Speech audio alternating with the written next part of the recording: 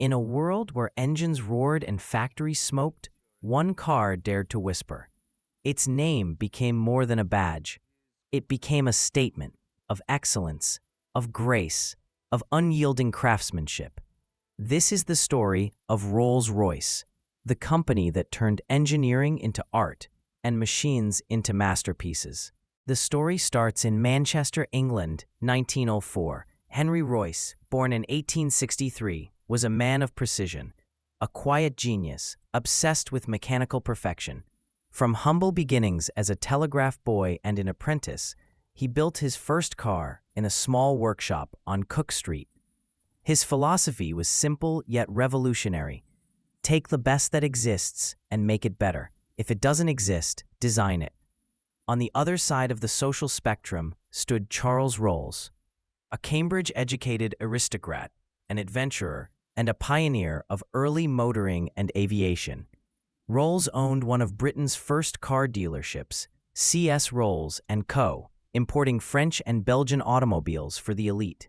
When Rolls test drove Royce's first car, a two-cylinder masterpiece known as the Royce 10 HP, he was astonished by its silence and precision. It glided rather than rumbled. In May 1904, the two men met at the Midland Hotel in Manchester. By the end of that meeting, they shook hands on an agreement that would change automotive history. Royce would build the cars.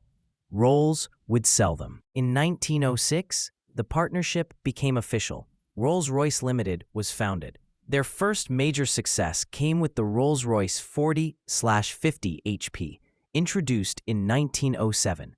But one car stood above all others, the Silver Ghost.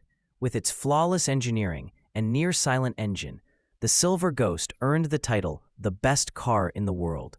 A 1907 endurance test, 15,000 miles, non-stop, proved its reliability beyond any competitor.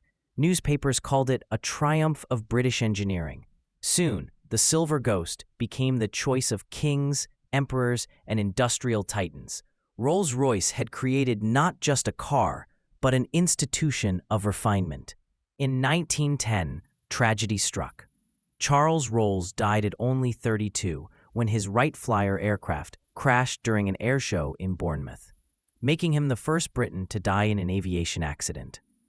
But Rolls' adventurous spirit lived on in the company's DNA. Royce, though grief-stricken, continued to perfect the art of engineering. During World War I, Rolls-Royce turned its focus to aero engines, producing the legendary Eagle V12 engine, which powered British bombers, and the first plane to cross the Atlantic non-stop in 1919. By the 1920s, Rolls-Royce had become a symbol of national pride, both on land and in the sky. After the war, Rolls-Royce returned to luxury automobiles with unmatched brilliance.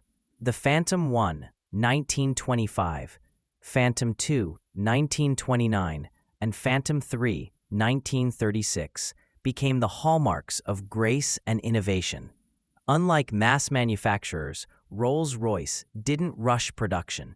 Each chassis was hand-built at the factory in Derby and then sent to bespoke coach builders like Park Ward, Hooper, and Mulliner to be clothed in artistry. These were not cars for transportation. They were rolling palaces, each unique to its owner's desires. Behind the wheel, the sensation was magical. Engines so silent that journalists described them as whispering giants. The Spirit of Ecstasy, the silver-winged woman, adorned each hood, capturing the essence of motion and mystique. When World War II erupted, Rolls-Royce once again turned to the skies. From its factories came the Merlin engine, a masterpiece that powered the Spitfire, Hurricane, and even the P-51 Mustang.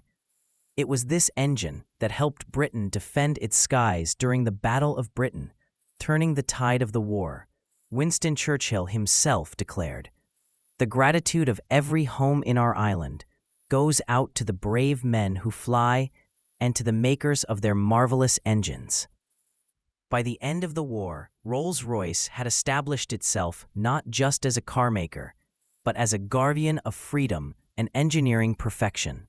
With peace restored, Rolls-Royce returned to automobiles, launching the Silver Wraith in 1946, the first post-war car, soon followed by the Silver Dawn, Phantom 4, and Silver Cloud.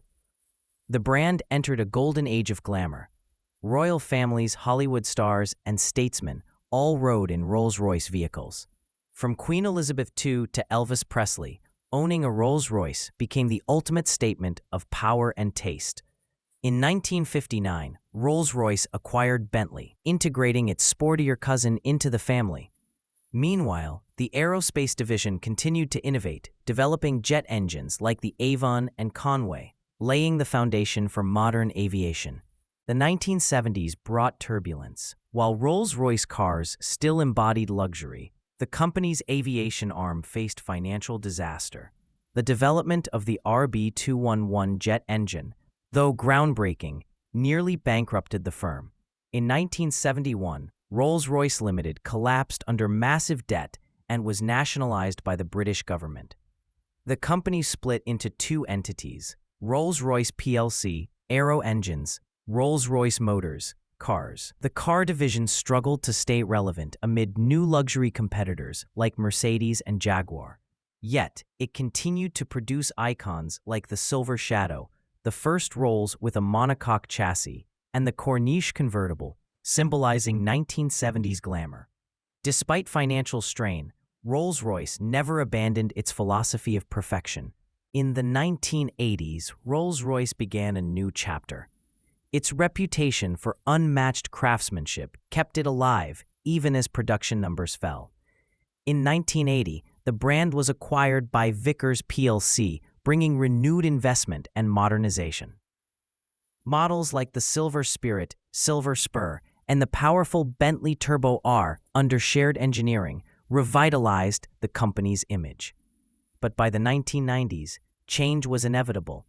The luxury market had evolved, and Rolls-Royce needed a new global partner. In 1998, one of the most dramatic corporate battles in automotive history unfolded. BMW and Volkswagen fought for control over Rolls-Royce and Bentley. Volkswagen acquired the Crewe factory and the Bentley brand. BMW, however, secured the Rolls-Royce name and Spirit of Ecstasy trademark, effective from 2003. Thus, the Rolls-Royce car brand passed to BMW ownership, beginning a bold new era. Today, Rolls-Royce stands for more than luxury. It represents the human pursuit of excellence, the belief that artistry and engineering are not opposites, but partners. Every car that leaves Goodwood is still assembled largely by hand. Each leather hide is inspected by artisans, each veneer polished for days. Even the paint is layered over 40 times for flawless depth. And every buyer can personalize their car down to the smallest stitch, making no two Rolls-Royce vehicles alike in the world. The Spirit of Ecstasy still leads the way, a century-old emblem of movement, grace, and vision.